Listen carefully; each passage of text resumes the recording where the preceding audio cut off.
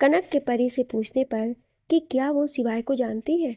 ये सुनते ही शिवाय अंदर ही अंदर डर जाता है कि कहीं कनक उससे फिर से नाराज ना हो जाए कि वो पहले से परी को जानता था, पर उसे ये नहीं बताया।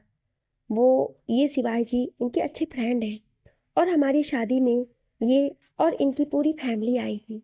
परी ने एक बार शिवाय के डरे हुए चेहरे की तरफ देखा, फिर रुद्र की तरफ इशारा करके कनक को बताया।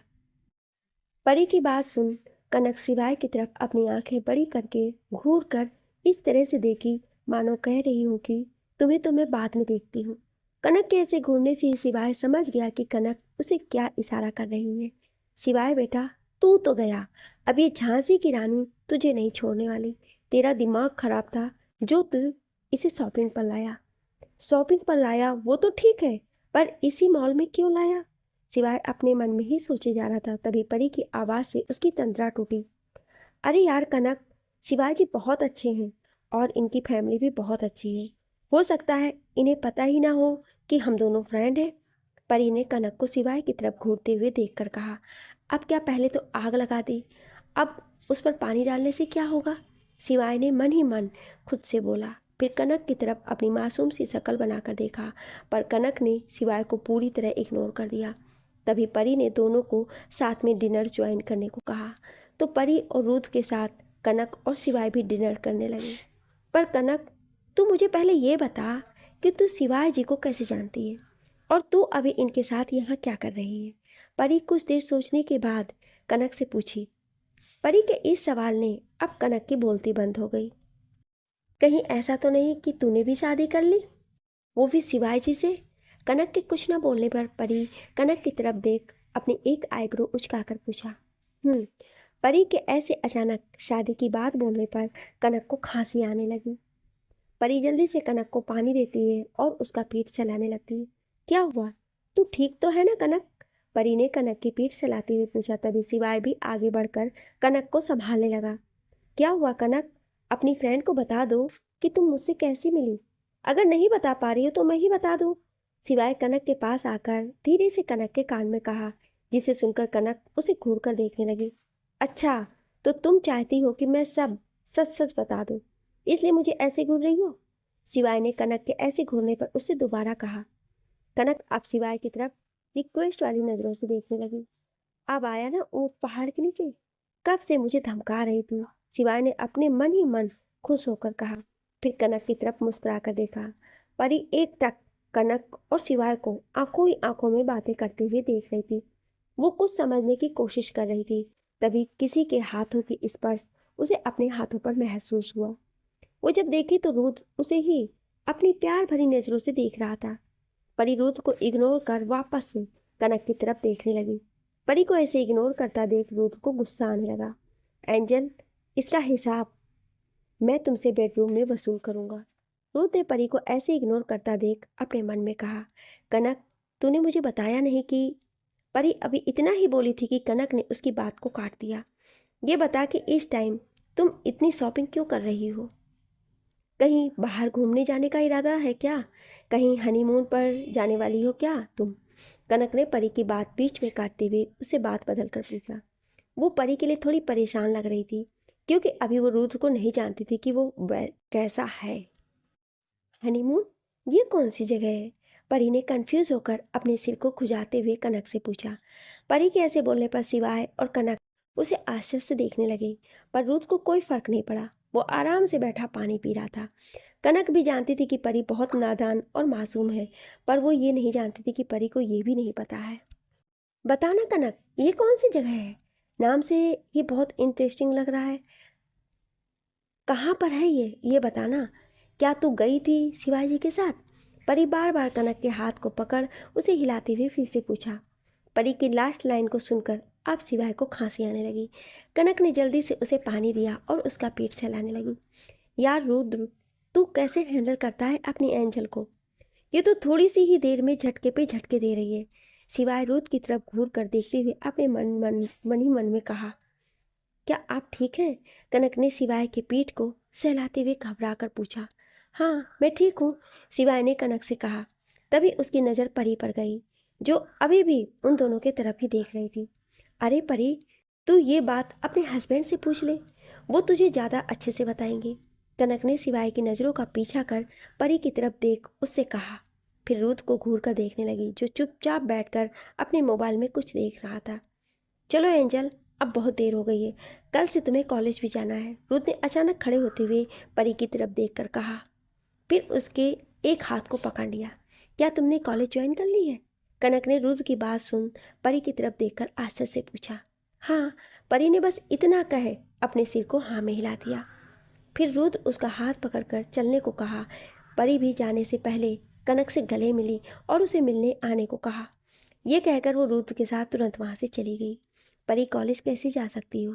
कनक परेशान सी अपने मन में ही बड़बड़ाया। उसके चेहरे पर कुछ परेशानी और घबराहट की लकीरें आ गई। रुद्र परी को लेकर अपने रोल्स रॉयस में आकर बैठ गया और ड्राइवर ने गाड़ी आगे बढ़ा दी। परी गाड़ी में बैठे हुए अपने अपने खरीदे हुए चॉकलेट्स को खा रही थी और रुद्र परी के मासूम चेहरे को देखे जा रहा था। उसकी नज़रें एक मिनट के लिए भी परी के चेहरे से हट नहीं रही थी। आज रुद्र को परी पर बहुत प्यार आ रहा था और वहीं परी बैठे कुछ सोचे जा रही थी। उसे आज कनक से मिलकर बहुत ही अच्छा लगा। वो बहुत खुश थी। ये हनीमून कौन सी जगह है, मुझे बताइए जरा, परी ने अचानक कनक की बात को सोचकर रुद्र से पूछा। मुझे भी उस जगह जाना है, प्लीज़ आप मुझे इस जगह पर घुमाने ले चलेंगे आप? पहले मुझे ये बताइए ये कहाँ पर है? कनक ने भी मुझे नहीं बताया, परी ने वापस से रुद्र से पूछा। आगे बैठा ड्राइवर परी की बातें सुनकर चौंक गया। उसे परी की बातें कुछ अजीब लग रही थी। अब और ज़्यादा चॉकलेट मत खाओ, तुमने ऑलरेडी बहुत चॉकलेट खा लिया है। रुद्र ने परी की बात को इग्नोर कर उसे चॉकलेट खाने से मना करते हुए कहा। प्लीज़ ना, बस एक और खाऊंगी, इससे ज़्यादा नहीं, प्लीज़ ना, बस एक और नहीं खाऊंगी, इससे ज़्यादा प्लीज़, परी ने मासूम से बच्चे जैसी शक्ल बनाकर रुद्र से कहा। रुद्र की नज़रें वापस से परी के मासूम चेहरे पर टिक गई। हमेशा यही होता था, परी अपनी मासूम शक्ल बनाकर रुद्र को मना ही लेती थी। कुछ देर में वो लोग राठौर मेंशन पहुंच गए। एक गार्ड ने जल्दी से आकर गाड़ी का डोर खोला। रुद्र बाहर आकर परी को अपने साथ लेकर मेंशन के अंदर गया। सभी अपने डिनर करके वहीं हाल में बैठकर बातें कर रहे थे। तभी सबने परी और रुद्र को आते हुए देखा। दादाजी, दादी जी, ये कपड़े आपके लिए, परी ने उन्हें पैकेट पकड़ाते हुए कहा। दादा दादी ने उसे मुस्कुराकर ले लिया। आदि, ये तुम्हारे लिए, ये कहकर परी ने खुशी खुशी आदि की तरफ एक पैकेट बढ़ा दी। ओ मेरी प्यारी भाभी, मुझे पता था आप अपने प्यारे देवर के लिए कुछ जरूर लेकर आएंगे, आदि ने पैकेट को पकड़ते हुए कहा। खुशी खुशी पैकेट खोल देखने लगा। वाह, ये तो बहुत ही प्यारे कपड़े हैं, आदि ने कपड़े को खोलकर देखते हुए खुशी से कहा। कुछ देर बातें करने के बाद सभी अपने अपने रूम में चले गए। परी और रुद्र अपने रूम में जाकर अपने अपने कपड़े चेंज किए। क्या सोच रही हो एंजल? रुद्र ने जब कपड़े चेंज करके आया तो परी को बेड पर बैठकर कुछ सोचते हुए देखकर उससे पूछा। यही कि मेरा कल से कॉलेज स्टार्ट हो जाएगा, तो हम लोग हनीमून का नाम जो जगह है वहाँ पर कैसे जाएंगे? मुझे लगता है वो काफ़ी दूर होगा। परी अभी भी हनीमून के बारे में ही सोची जा रही थी। बताइए ना, हम लोग हनीमून देखने जाएंगे ना? परी ने रुद्र के हाथों को पकड़ते हुए प्यार से कहा। तुम्हें सच में हनीमून पर जाने का मन है? रुद्र ने परी के गालों को छूते हुए प्यार से पूछा। हाँ, परी ने हाँ में अपने सर को हिलाया। तो उसके लिए कहीं जाने की क्या ज़रूरत है, हम यहाँ भी हनीमून मना सकते हैं। रुद्र ने अपनी आंखों में शरारत लिए हुए परी की तरफ देखते हुए कहा। यहाँ कैसे?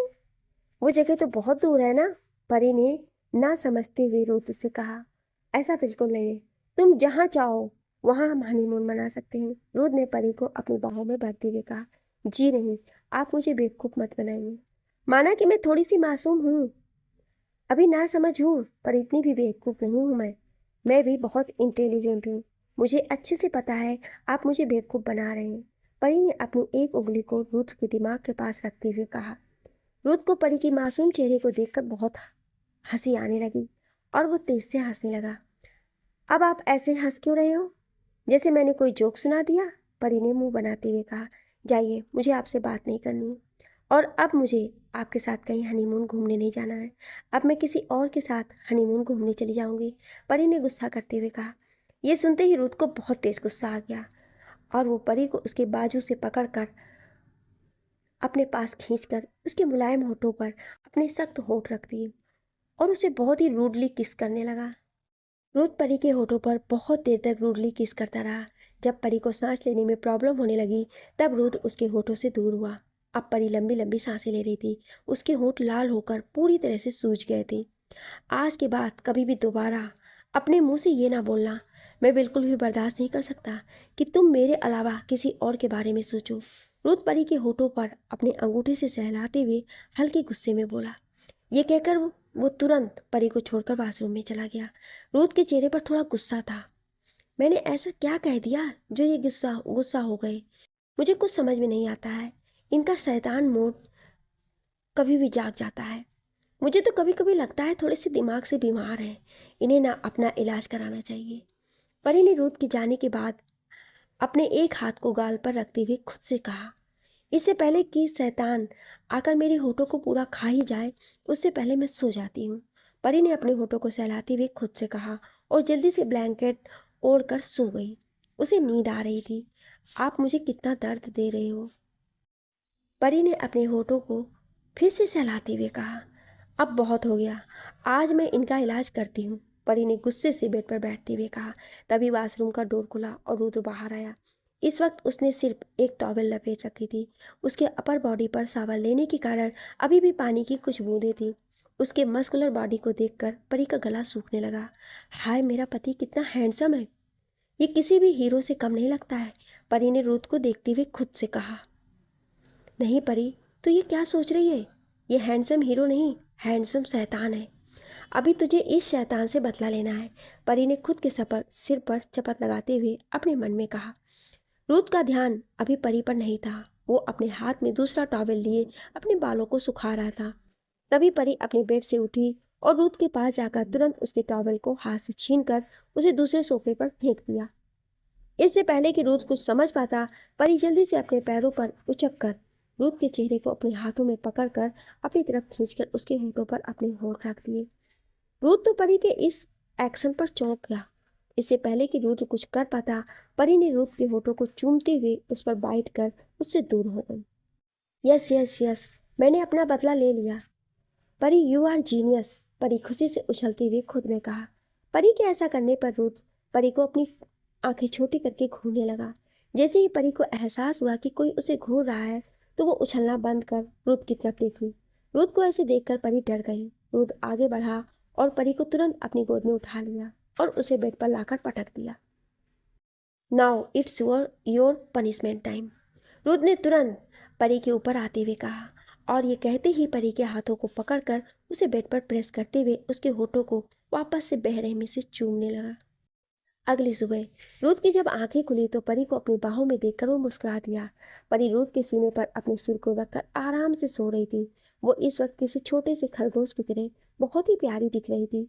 रूथ फिर धीरे से आगे बढ़कर उसके माथे को चूम लिया और धीरे से उसके सिर को बगल में रखे पिलो पर रखकर उठा और वहीं मेंशन में बने जिम में चला गया।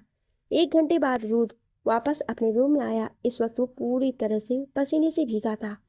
रूथ एक बार बेड पर सोए परी को देखा, फिर वो सीधे वॉशरूम में सावन लेने चला गया। कुछ देर बाद वॉशरूम से सावन लेकर बाहर आया।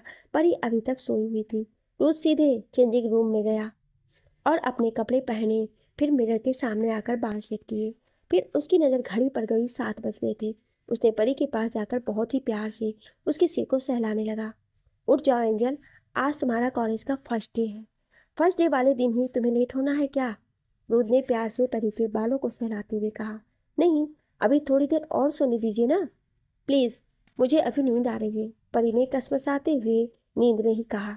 तो ठीक है, मैं भी आता हूँ तुम्हारे साथ, तुम्हें कंपनी देने के लिए, रूथ ने परी के कानों के पास जाकर बहुत ही सिलेक्टिव वॉइस में कहा। नहीं नहीं नहीं, मैं उठ गई, मैं उठ गई, मैं उठ गई, परी ने बेड पर तुरंत उठकर बैठते हुए कहा। गुड गर्ल, परी के गालों को प्यार से सहलाते हुए कहा। वेरी बैड बॉय, परी ने मुंह बनाते हुए अपने मन में कहा। तभी रूथ ने परी को ऐसे घूर कर देखा मानो जैसे उसने उसके चेहरे को देखकर उसके मन की बात को जान गया हो। परी रूथ की तरफ एक बार देखा, फिर तुरंत बेड से उठकर कबर से अपने कपड़े लेकर बाथरूम में भागती हुई चली गई। ये देख रूथ के चेहरे पर स्माइल आ गई। थोड़ी देर बाद सभी डाइनिंग टेबल पर नाश्ता करने के लिए आए। आदि भी आज कॉलेज जाने वाला था। आज से उसका भी क्लास स्टार्ट होने वाला था। कुछ देर में सभी ने अपना नाश्ता फिनिश किया। दादा दादी जी ने परी को अपनी बेस्ट विशेष दी। रुद्र, परी और आदि तीनों कॉलेज के लिए निकल गए। रुद्र परी को कॉलेज छोड़ने के लिए आया था। आधे घंटे बाद उनकी गाड़ी कॉलेज के गेट के सामने आकर रुकी। परी इस तरह से तैयार होकर आई थी कि किसी को पता ना चले कि वो शादीशुदा है। ऐसा रुद्र ने कहा था क्योंकि वो नहीं चाहता था कि उसके किसी भी दुश्मन को परी के बारे में कुछ पता चले। गाड़ी रुकते ही आदि, जो ड्राइवर के बगल में बैठा हुआ था, अपने बगल का डोर खोलकर बाहर आ गया। परी जैसे ही उतरने लगी तभी रुद्र ने उसके हाथ को पकड़ लिया और उसे एक झटके में अपने पास खींचा, जिससे परी सीधे रुद्र के सीने से जा लगी। आह, यह आपका सीना है या लोहे की दीवार? मेरी तो नाक ही टूट गई। परी ने अपनी नाक को सहलाते हुए अजीब सा मुंह बनाकर कहा। रुद्र ये देखकर प्यार से उसकी नाक को सहलाने लगा। अपना ख्याल रखना, सीधे क्लास में जाना और इधर उधर अकेले मत घूमना। कुछ जरूरी काम हो तो आदि को जरूर बताना, समझी? रुद्र परी के चेहरे को अपने दोनों हाथों में भरते हुए थोड़ी कड़क वॉइस में बोला। ये तो ऐसे बोल रहे हैं जैसे मैं कोई 2 साल की बच्ची हूँ। अरे यार, I am a big girl. पर इनको कौन समझाए? परी ने अपनी नजरें चुराते हुए धीरे से बताया। रुद्र ने उसकी सारी बातें सुनी। I know you are a big girl, पर यहाँ से तुम अभी भी बच्ची ही हो। रुद्र ने परी के सर के पास अपनी उंगली से टैप करते हुए कहा। जाइए, आप बहुत गंदे हैं, छोड़िए मुझे, जाने दीजिए। परी ने गुस्सा करते हुए कहा और मुंह फुलाकर दूसरी तरफ मुंह घुमाकर बैठ गई। परी को मुंह फुलाए देखकर रुद्र को हंसी आने लगी। रुद्र को हंसता देखकर परी और चिढ़ गई। अच्छा बच्चा, इधर देखो, देखो ना प्लीज मेरी तरफ। रुद्र ने परी के चेहरे को अपनी तरफ करते हुए बहुत ही प्यार से कहा। ठीक है, अब से मैं परेशान नहीं करूँगा, ओके? अच्छा जाओ, तुम अपना ध्यान रखना। रुद्र ने प्यार से परी को देखते हुए कहा। ये कहकर रुद्र ने धीरे से परी के माथे को चूम लिया, फिर हल्के से उसके होठों को अपने होठों से छू लिया। रुद्र के ऐसा करते ही परी शर्मा गई और जल्दी से गेट खोलकर गाड़ी से बाहर चली गई। परी को ऐसे शर्माते हुए देखकर रुद्र के चेहरे पर भी एक प्यारी सी स्माइल आ गई। जैसे ही ड्राइवर गाड़ी में आकर बैठा, उसने मिरर से रुद्र को स्माइल करते हुए जैसे 440 वोल्ट का झटका लगा, पर तुरंत ही रुद्र ने अपने चेहरे को कठोर बना लिया। परी जैसे ही आदि के साथ कॉलेज में इंटर हुई, वो इतनी सुंदर लग रही थी कि सभी लड़कों की नज़र उसके सुंदर चेहरे पर टिक गई। आदि और परी इन सब से बेखबर अपनी ही दुनिया में मस्त आगे की ओर चलते रहे। तभी अचानक एक लड़की ने परी को अपने पैर से फंसाकर गिराना चाहा। इससे पहले कि वो गिरती, एक लड़के ने उसे उसकी कमर से पकड़कर बचा लिया। जैसे ही परी को अपने कमर पर किसी के हाथ का एहसास हुआ तो उसने, जो गिरने की डर से अपनी आंखें बंद की हुई थी, उसने तुरंत अपनी आंखें खोल ली। जैसे ही उसने खुद को किसी अनजान लड़के के बाहों में देखा तो तुरंत उस लड़के को खुद से दूर कर ठीक से खड़ी हुई। उसे किसी अनजान का छूना अच्छा नहीं लग रहा था। थैंक यू, परी ने उस लड़की की तरफ बिना देखे कहा। तभी वहां पर आदि आ गया। वो परी को अपने साथ लेकर चला गया। परी को वहां से जाते देख वो लड़का मुस्कुराने लगा। रोहन, किसी ने पीछे से उसे आवाज़ दी। वो लड़का पीछे मुड़कर उस तरफ चला गया जिधर से उसे उसके दोस्त ने उसे बुलाया था। वहीं कोई दूर से अपनी जलती हुई आंखों से ये सब देख रहा था। ये कोई और नहीं, रुद्र था। रुद्र अचानक कॉलेज के प्रिंसिपल के बुलाने पर वापस आ गया था। रुद्र आया तो परी को किसी लड़के की बाहों में देखा। ये देखते ही उसकी आंखें गुस्से से लाल हो गई, पर वो कुछ नहीं बोला। आदि परी को लेकर उसकी क्लास के पास गया। भाभी, यह आपकी क्लास है। उप्स सॉरी, अब से मुझे आपको भाभी बोलने से पहले अपने आसपास सबको देखकर बोलना होगा। मेरा क्लास फर्स्ट फ्लोर पर है। आदि ने परी को उसका क्लास दिखाते हुए कहा। परी तो पूरे कॉलेज को अपनी बड़ी बड़ी आंखें करके देख रही थी। वो आज से पहले कभी भी स्कूल तक गई नहीं थी, इस कारण उसके लिए यह सब नया था। उसने ग्रेजुएशन का फर्स्ट ईयर कंप्लीट कर लिया था, इसलिए रुद्र ने उसका एडमिशन सेकेंड ईयर में कराया था। ठीक है आदि, अब तुम जाओ, परी ने मुस्कुराते हुए आदि की तरफ देखकर कहा। ठीक है, आप अपना ध्यान रखिएगा। कोई प्रॉब्लम हो तो मुझे ज़रूर बताना, आदि ने जाते हुए परी से मुस्कुराकर कहा। परी क्लास में जाकर सेकंड बेंच पर बैठ गई। क्लास के बाद बाकी बच्चे परी को ही देख रहे थे। सभी लड़कों की आंखें परी की खूबसूरती को ही निहार रही थी। उसकी नीली आंखें किसी को भी अपना दीवाना बना दे। पर परी इन सब से बेखबर क्लासरूम में आकर बैठ गई। शादी करने भी बहुत से फायदे हैं, इसी कारण तो मैं आज पहली बार घर से बाहर पढ़ने आई। शादी के मन चाहा खाने को मिलता है, घूमने को मिलता है। ओह वाह, परी शादी के तो फायदे ही फायदे हैं। परी ने अपने मन ही मन खुश होकर सोचा। हाय, क्या मैं इस सीट पर तुम्हारे साथ बैठ सकती हूँ? एक लड़की परी के पास आते हुए मुस्कुराकर पूछी। हाँ, क्यों नहीं? परी ने उस लड़की की तरफ देखकर कहा। हाय, आज से पहले मैंने तुम्हें इस क्लास में कभी नहीं देखा। न्यू एडमिशन है क्या? उस लड़की ने परी की तरफ देखकर पूछा। हाँ, मेरी न्यू एडमिशन है, परी इस लड़की की तरफ देखकर कहा। हाय, मेरा नाम सोनम है। उस लड़की ने अपने हाथ आगे बढ़ाते हुए परी से कहा। हेलो, मेरा नाम परिणीता है। परी ने भी उससे हाथ मिलाते हुए कहा। एक बात बोलूं, तुम बहुत ही खूबसूरत हो, सोनम ने परी की तरफ देखकर कहा। वैसे तुम भी कम खूबसूरत नहीं हो, परी ने सोनम की तारीफ करते हुए कहा। दोनों अभी बात ही कर रही थी, तभी प्रोफेसर अंदर आए। सारे बच्चों ने उन्हें ग्रीट किया। प्रोफेसर ने भी सबको मुस्कुरा दिया। फिर वो कुछ देर तक बच्चों से इंट्रोडक्शन लिया, फिर क्लास लेने लगे। ऐसे ही लगातार 2 क्लासेस चले। फिर क्लास होने के बाद लंच टाइम में सोनम परी को लेकर कैंटीन में गई। कैंटीन में आदि भी था। परी को देखकर आदि ने मुस्कुराया, फिर परी को अपने साथ बैठने को इशारा किया। परी सोनम को लेकर आदि के पास वाली सीट पर चली गई। आदि की नजरें सोनम पर ही गई। वो उसकी भूरी भूरी आंखों में ही कहीं खो गया। सोनम का मासूम चेहरा उसे अपनी तरफ खींच रहा था। अचानक आदि के चेहरे पर मुस्कुराहट आ गई। आदि, ये मेरी न्यू फ्रेंड सोनम, परी ने आदि को सोनम से मिलाते हुए कहा। आदि ने भी हेलो बोलकर सोनम से हाथ मिलाया। जैसे ही सोनम अपने हाथ को हटाने लगी तो आदि उसका हाथ छोड़ ही नहीं रहा था। उसे सोनम के हाथ किसी छोटे बच्चे की तरह नाजुक और मुलायम से लग रहे थे।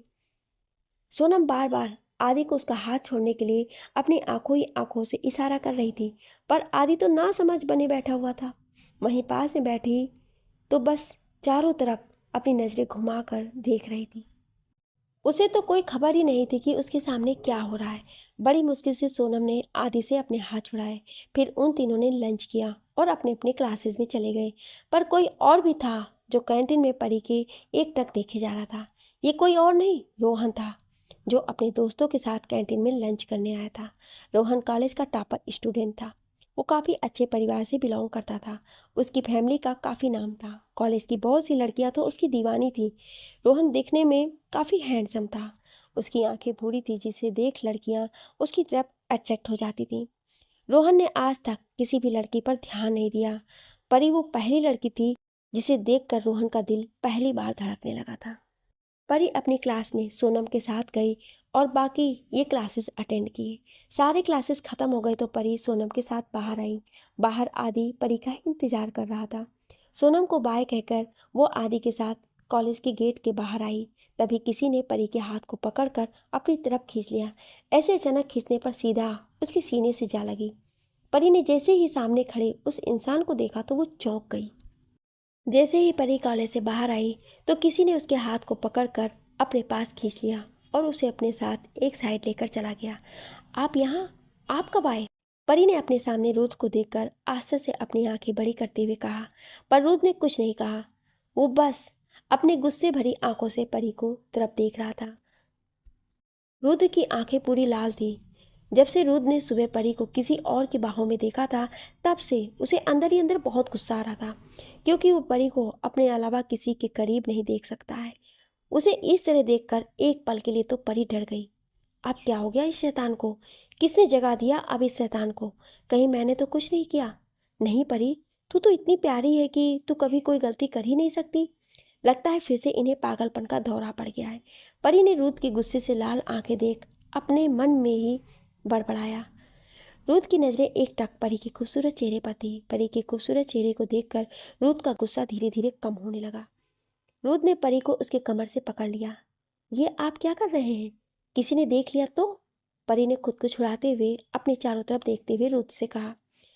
पर रूथ ने परी की बातों को पूरी तरह से इग्नोर कर उसे और अपने करीब खींच लिया और धीरे धीरे उसके चेहरे की तरफ झुकने लगा। परी ने घबराकर अपनी आंखें बंद कर ली। भाई भाई, आप यहाँ क्या कर रहे हो? जैसे ही रूथ परी के होठों को चूमने वाला था कि तभी आदि ने अचानक वहां आकर रूथ को देखते हुए उससे पूछा। जो रूथ अभी परी के चेहरे को देखकर उसका गुस्सा थोड़ा शांत हुआ था, आदि के अचानक आ जाने से उसका गुस्सा वापस से बढ़ गया।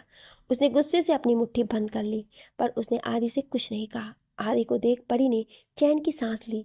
रूथ ने परी का हाथ पकड़ा और उसे अपने साथ लेकर अपनी रोल्स रॉयस के पास लेकर गया और उसे अपने उसमें बैठने का इशारा किया। भाभी, ये आपके लिए। आदि वहां आकर अपने हाथ में लिए लॉलीपॉप को परी की तरफ बढ़ाते हुए कहा। आदि एक लॉलीपॉप को अपने मुंह में डाले हुए था और दूसरी लॉलीपॉप को परी को दिया। लॉलीपॉप को देखकर परी की आंखों में चमक आ गई। वो खुशी से आदि की तरफ देखी। वाओ, मुझे ना बहुत पसंद था इसे खाने का। परी ने बच्चों जैसे खुश होकर आदि के साथ लॉलीपॉप लेते हुए कहा। मुझे पता था भाभी कि आपको ये बहुत पसंद आएगा। एक मैं ही तो हूँ, आपका सबसे प्यारा स्वीट सा क्यूट तेवर। हाँ, परी ने खुशी से अपने सिर को हाँ में हिलाकर कहा। फिर लॉलीपॉप को खोलकर उसे अपने मुंह में डाल लिया। रुद ने परी की तरफ अपनी आंखें छोटी करके उसे घूरा, लेकिन हमारी परी तो परी ही थी। उसे रुद के ऐसे घूरने से कोई फर्क नहीं पड़ा। कुछ देर बाद रुद गाड़ी में चुपचाप बैठा हुआ था और वहीं उसके बगल में परी बैठकर अपने लॉलीपॉप को मस्ती से खा रही थी। रुद्र अपनी तिरछी नजरों से परी को बार बार देख रहा था। उसका ध्यान लॉलीपॉप खाते हुए परी की सुर्ख लाल गुलाबी होठों पर गया तो वो ठहर गया। उसे देखकर उसका गला सूखने लगा। जैसे ही पूरा लॉलीपॉप खत्म हुआ, परी ने उसके स्टिक को फेंका और अपनी जीभ को अपने होठों पर चारों तरफ घुमाकर उसे चाटने लगी। परी को ऐसा करते देखकर रुद्र खुद को रोक नहीं पाया। सॉरी, क्या आपको भी खाना था? मैं तो भूल ही गई, पर अब तो खत्म हो गया।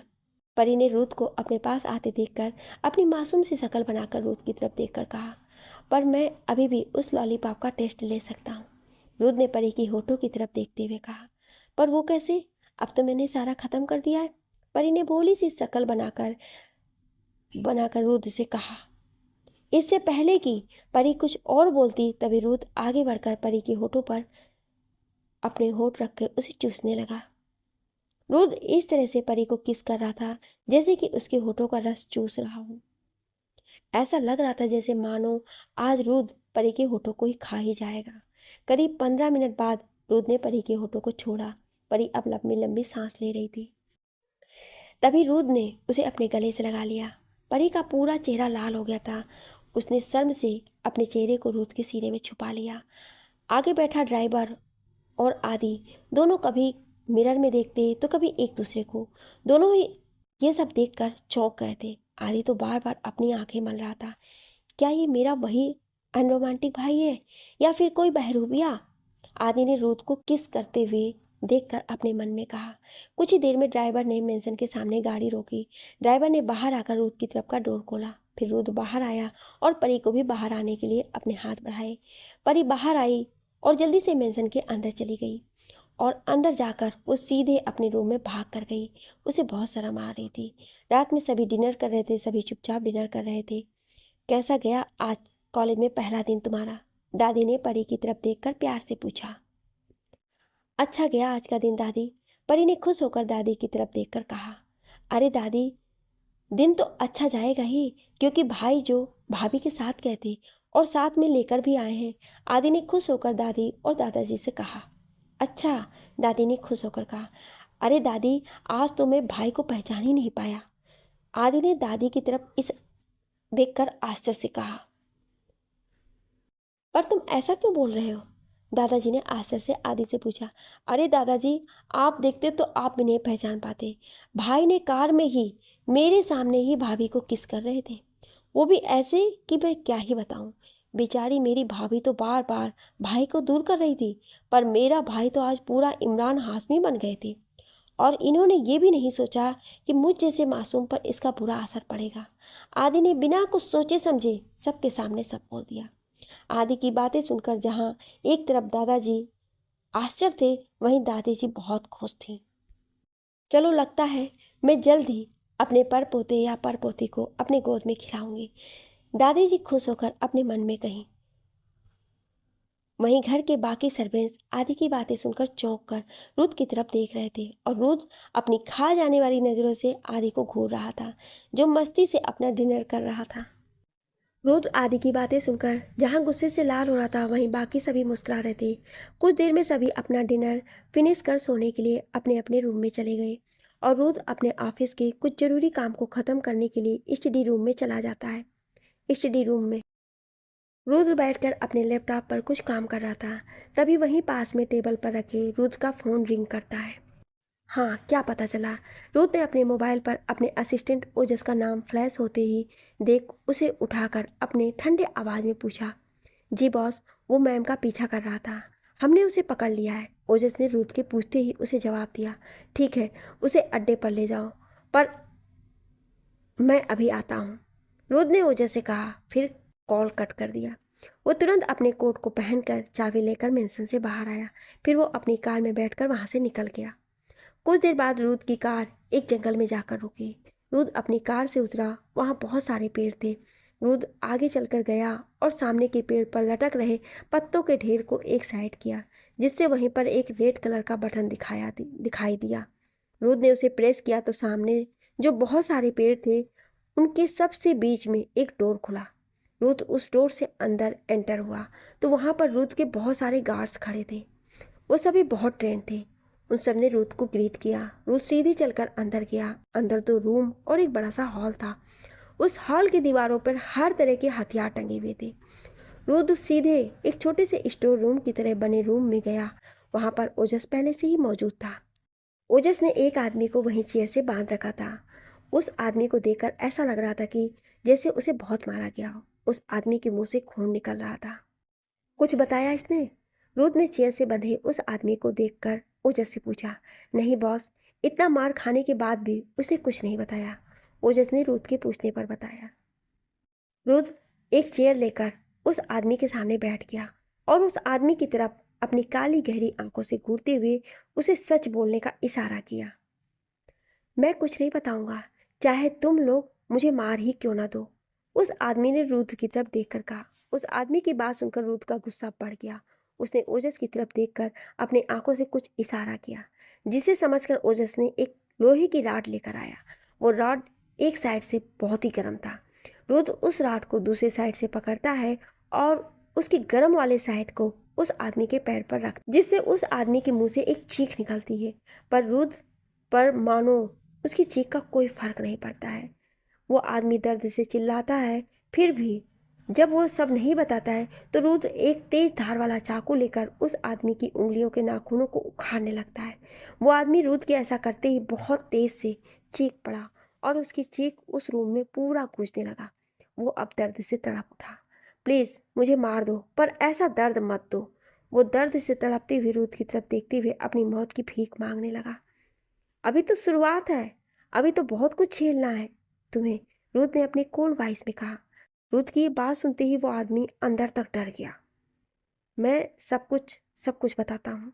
जैसे ही रुद्र ओजस की तरफ देख कुछ और लाने का इशारा करता है, ये देख वो आदमी डर से हकलाते हुए कहा। ये सुनते ही रुद्र उस आदमी को बोलने का इशारा करता है। वो मुझे किसी का कॉल आया था कि एक लड़की के बारे में सब पता लगाना है और सब कुछ पता कर उसे बताना है। फिर मेरे पास उस लड़की की फ़ोटो आया तो मैं अपने काम पर लग गया और मुझे सबसे पहले वो एक शॉपिंग मॉल में दिखी। फिर वो आज मुझे कॉलेज में दिखी तो मैंने उसकी फ़ोटो खींचकर उसे उस आदमी के नंबर पर सेंड कर दिया। इसके अलावा मुझे कुछ नहीं पता कि वो आदमी कौन है जिसने मुझे ये सब करने को कहा है।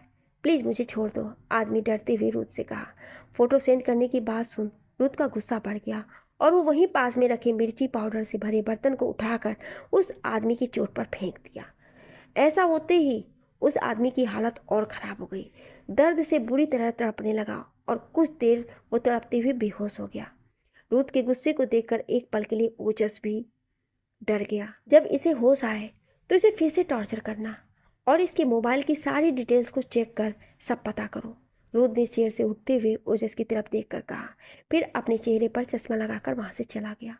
कुछ देर बाद रुद्र मेंशन वापस आ गया। इस समय रात के 1 बज रहे थे। रुद्र सीधे अपने रूम में जाता है और एक बार बेड पर सो रही परी की तरफ देखता है।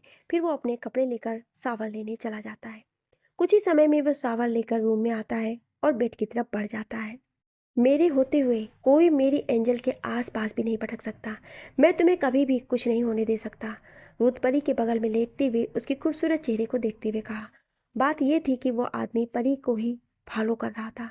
रुद्र ने परी की सेफ्टी के लिए अपने कुछ गार्ड्स को चोरी से उस पर नज़र रखने के लिए कहा था। उन्हीं में से एक गार्ड ने उस आदमी को परी को फॉलो करते हुए और उसकी फ़ोटो क्लिक करते हुए देखा। रुद्र परी को पकड़कर अपनी बाहों में भर लिया। परी भी नींद में ही रुद्र को उसकी कमर से पकड़ लिया। ये देखते ही रुद्र के चेहरे पर एक स्माइल आ गई और वो परी के चेहरे को देखते देखते नींद की आगोश में चला गया। शिवाय का विला आज सिवाय कनक को लेकर बाहर डिनर करने गया था, जहाँ पर सिवाय की एक फ्रेंड मिल जाती है। उसने एक शॉर्ट ड्रेस पहन रखी थी और वो सिवाय के साथ कनक को देखकर चलने लगती है और वो सिवाय के करीब जाने की बार बार कोशिश करने लगती है। वो भी सिवाय के साथ आकर डिनर करने के लिए कहती है तो सिवाय उसे मना नहीं कर पाता है। फिर वो अपने और सिवाय के लिए डिनर में शैंपेन भी ऑर्डर करती है। तो कनक भी गुस्से में उन दोनों के साथ ड्रिंक कर लेती है।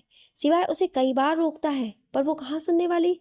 पर एक गिलास पीते ही उसको नशा होने लगता है, जिस पर सिवाय उसे किसी तरह घर लेकर आता है। विला में पहुंचकर सिवाय कनक को अपनी गोद में उठाकर अंदर लाता है। जब सारे सर्वेंट सिवाय की गोद में कनक को लाते देखते हैं तो उन्हें थोड़ा अजीब लगता है।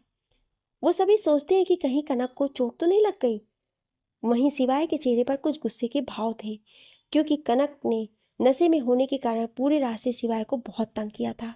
सिवाय सीधे कनक को लेकर रूम में जाता है। सिवाय रूम में आकर कनक को बेड पर लेटाकर जैसे ही जाने लगता है तो कनक सिवाय के हाथ को पकड़ लेती है।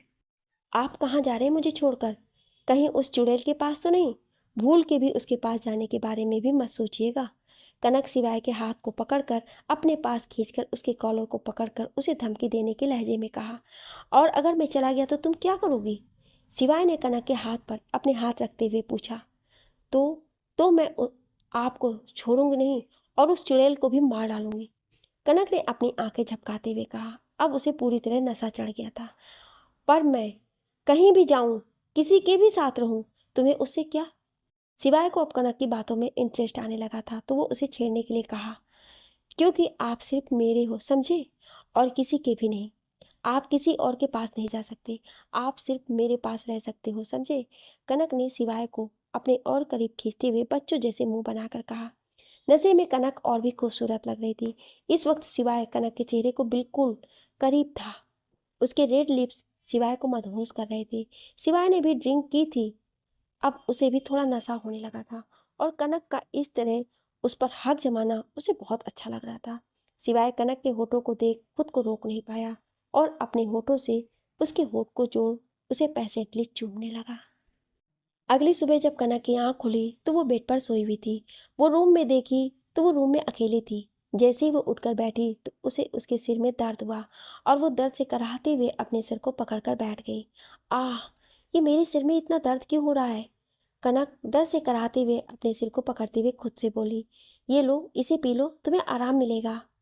सिवाय रूम में आते ही कनक के सामने नींबू पानी का गिलास देते हुए शांत लहजे में बोला।